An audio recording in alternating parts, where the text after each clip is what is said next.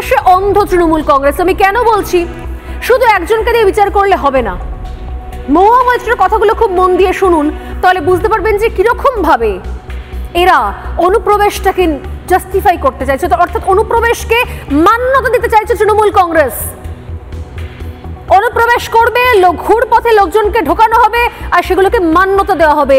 মহুয়া মৈত্র কি জানে না যে বিএসএফ যাদেরকে অ্যারেস্ট করে তাদেরকে তুলে দেওয়ার কথা হচ্ছে লোকাল পুলিশ স্টেশনে? প্রত্যেক রাজ্য থেকে পুশব্যাক শুরু হয়ে গেছে, শুধুমাত্র ব্যতিক্রম এই পশ্চিমবঙ্গ।